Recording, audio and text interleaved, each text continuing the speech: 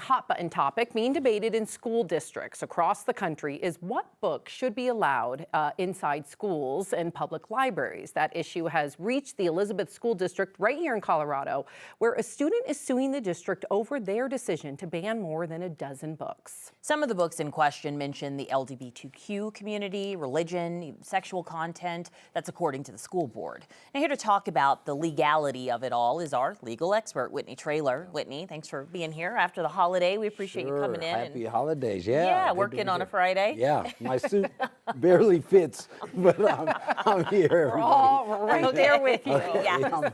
I'm not alone, okay. Yep. So let's talk about this book ban and the legal claims. It feels like book bans are, have been in the news for years and years, but Yes. specifically with this case in Elizabeth, Yeah.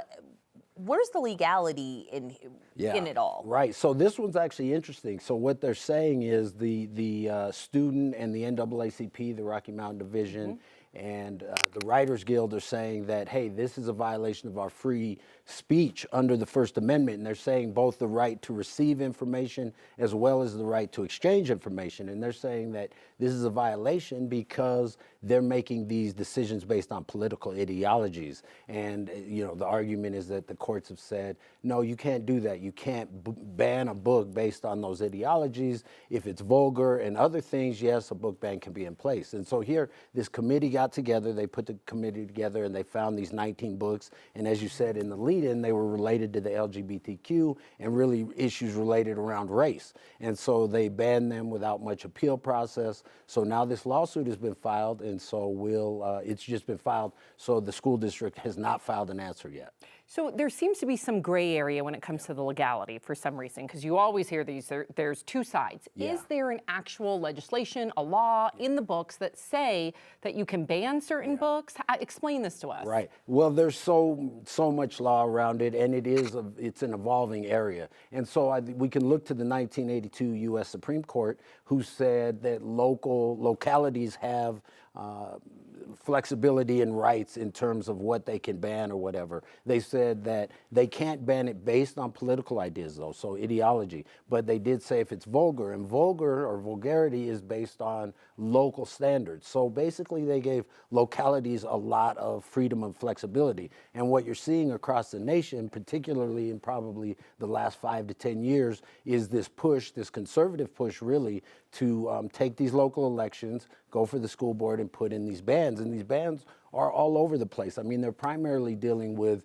LGBTQ and race issues. They're trying to whitewash the history, but they're also there was cases in Texas dealing with Harry Potter, and the concern was that it promoted witchcraft and that kind of thing, but the court struck that down.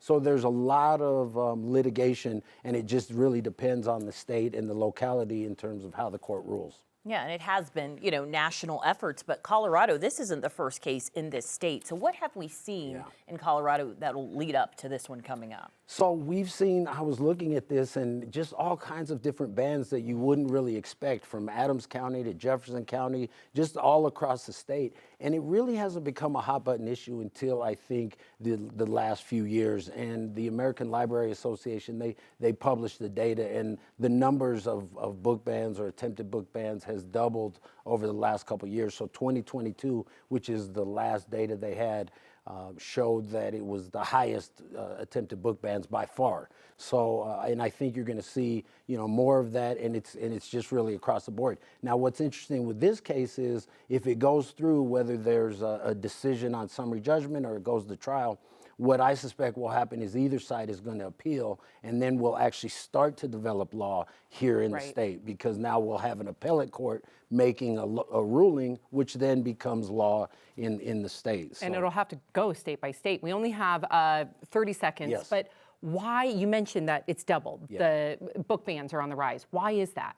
Well, honestly, I think it's this conservative push. Political climate. I really do. And what you saw, and this was a very effective campaign, was to go for these local school boards. And so you saw that here in Colorado with Douglas County and some of these others. And so I think it was this concerted effort. And now, I think the book bans are so across the board and not thought through, right? Because it is based on content. And the idea is that, do you think your second grader is going to go and try and check out this book about, whatever, this this hot Right. topic. You know, it's like it's so pervasive. I mean, Right. we need to, I think, more promote the critical thought rather than trying to ban the books. A ban seems so extreme. Like, aren't Yes. there like 100 steps in between Yes. banning? We can do Right. different labels. We can section off Yes. different parts of the library. Parents can sign permission slips. You don't have to ban a book. And some of them have been abused. Amanda Gorman's poetry book was banned Right. in a certain school district, but it got overturned. Yes. With the okay, pushback. good. So So hope the courts Yep. do the right thing. Yes. exactly. Thank you, All right. Whitney.